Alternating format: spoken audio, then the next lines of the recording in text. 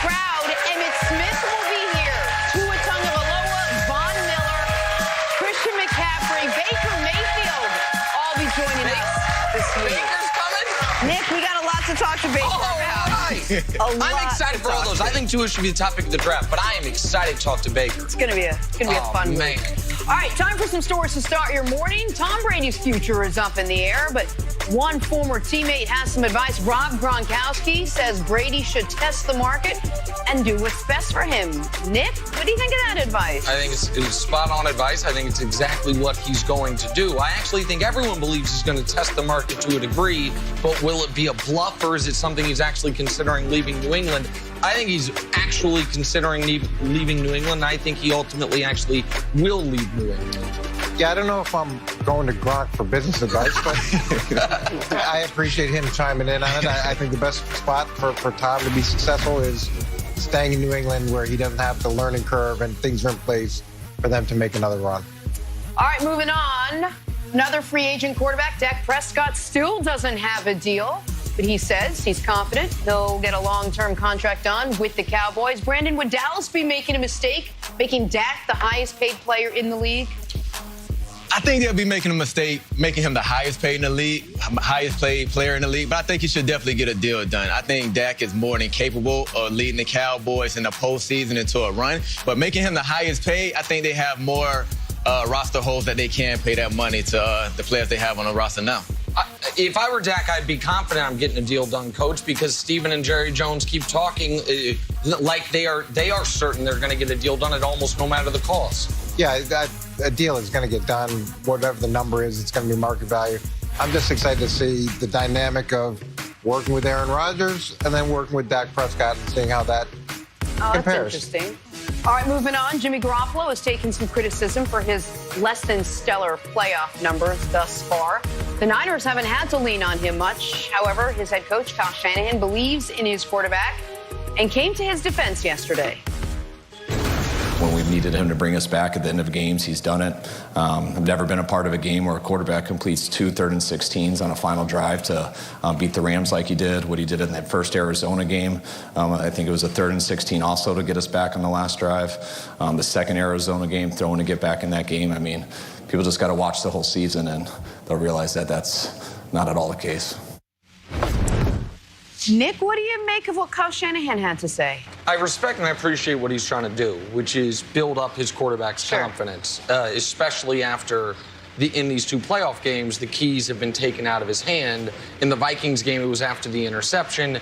In the Packers game, I don't really blame Jimmy G for what happened in the Packers game as far as him not throwing passes. They were so successful running the ball, you almost felt like, why would you throw passes? But I still think as a player, you're not involved. They think we're going to be more successful doing something without me than with me. So I get what Kyle Shanahan's doing, but I think it's a little misleading. I mean, yeah, he did absolutely in that Rams game complete 2 3rd and 16s on the final drive to lead them back. They needed those because he had thrown 2 interceptions on earlier drives. This year, 7 times, he has thrown 30 or more passes in a football game, about half of their regular season games. The 2 against the Cardinals, he was exceptional. The game we always talk about against the Saints, where he was exceptional. And all the other games, it's like, oh, this is why that's not what they want to do. Because he will turn the ball over. He will not complete passes at a high percentage in those circumstances. So I think Kyle Shanahan knows that, Brandon, there's a high likelihood that they are going to have to score some points through the passing game to win this Super Bowl. So he is trying to build up the confidence of his quarterback, but I also think Kyle Shanahan is apprehensive and anxious about those moments because of Jimmy's propensity to, as coach says, be a make-it-happen quarterback, and sometimes that's making it happen for the opposition. Yeah, Jimmy G is more than capable. And what Shanahan has been doing in his playoffs is running the football because that's what works. Jimmy G can definitely come out in this Super Bowl and possibly be a Super Bowl MVP because he just have that playing ability at times. He just buys in. He's a great quarterback for the 49ers because everybody on this 49ers roster buys into what Shanahan is trying to build and trying to do. Some quarterbacks take the selfish route and want to throw the ball more more. Jimmy G, he grew up under Brady. So he's like, hey, we have to run the ball this game. That's what we'll do. If I have to come out and throw the ball 40 times, I will prepare myself to do so. So Brady mentoring Jimmy G in New England, Jimmy G just seeing how you just take what the defense gives you, I think that's going to help him for the Super Bowl. But, Coach, when you have a quarterback who has a propensity for turning the ball over, as a head coach, do you want to take the ball out of his hands and obviously be more run-heavy? Doesn't that, in and of itself, take confidence out of your quarterback?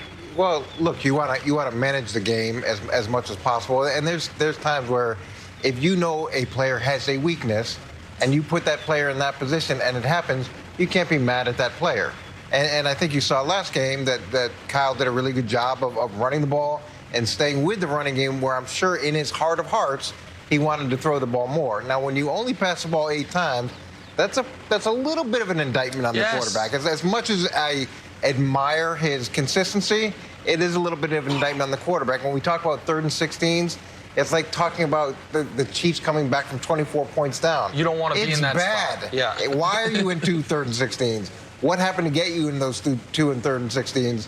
And it's great that you overcame it, but you've got to put it all in a context. If Jimmy Garoppolo plays great, if Jimmy Garoppolo is great, the Niners win the Super Bowl. But what is great? Is great just not turning the ball over? Isn't he going to have to be greater than the greatest player that's ever played in the history of the Super Bowl? I don't think he will, because the Niners have so many structural advantages. They have the better defense at each and every level. They have the better running game. I think the Chiefs have a good offensive line. They don't have Superman. Correct. Agreed. Which is why, how big is the gap between Superman and Jimmy Garoppolo? If Jimmy Garoppolo can make it even just this wide instead of this wide, they win the game.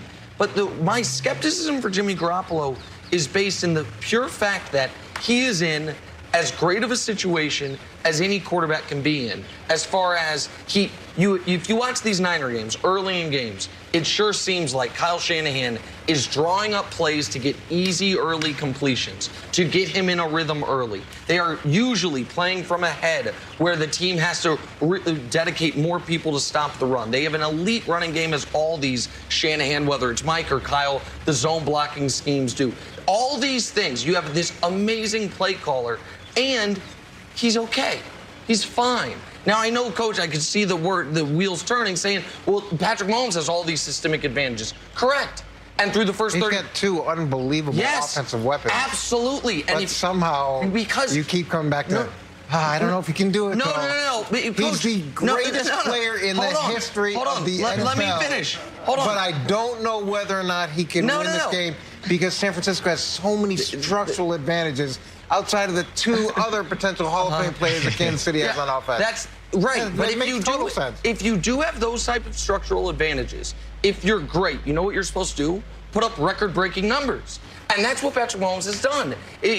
Jimmy Garoppolo has similar structural advantages, not as far as wide receivers on the outside, but the way the team's built, his tight end, his offensive line, his running game, and he puts up good numbers. So when you say he can be Super Bowl MVP, I don't think it's impossible, but I think if they have a game plan where they're asking him to do that, he might be the MVP for the Chiefs, throwing a couple picks going the other direction. I just think Jimmy Garoppolo, nobody's counting on him or Kittles to be involved, but just because how the playoffs has turned out for the 49ers. Just like the Tennessee Titans, everybody felt like they went through Henry, and that's the only reason Tennessee Titans can win.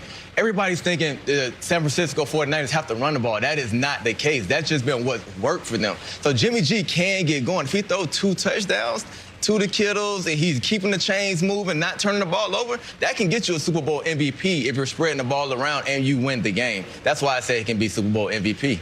All right, before we hit the break, we want to go viral one more time. Patrick Mahomes and the Chiefs, they're in the Super Bowl for the first time in 50 years, which prompted Kansas City's play-by-play announcer to ask the hard-hitting questions on opening night. Welcome to all of this, and all of this is crazy. So I'm ready, guy. Yeah. Tano Passanio, right? Can you spell Passanio? K-P-A-S-S-G-N-O-N.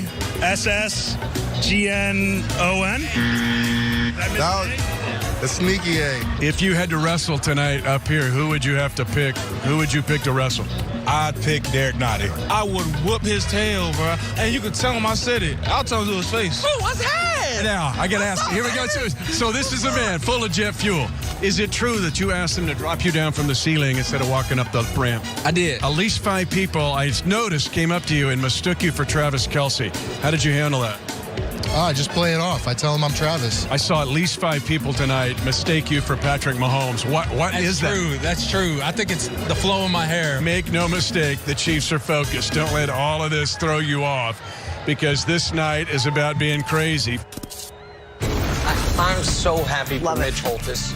That's who that was. He's been the Chiefs. You know Mitch? Great guy. A great guy. And loves the team. And by the way, I just stepped in the shoes. The guy who previously had the job was Kevin Harlan, who's an all-time great announcer. Mitch has done a great job and lives and dies with the team. When Brandon was there, when I was living there, I'm so happy for him. And it's great. This week is all about who can ask the most creative questions, who can have the most fun with these guys, or just who can just get Coach these guys loves to that. open up the mouth. I was just going to say, right on brand with Coach right here. In that evening, in that moment, it's perfect, and it was so nice to see the like appreciation he had of the moment. Of and he's been course. suffering for 50 years, so it's great. I knew it. Hey, we got so much more for you down here in Miami.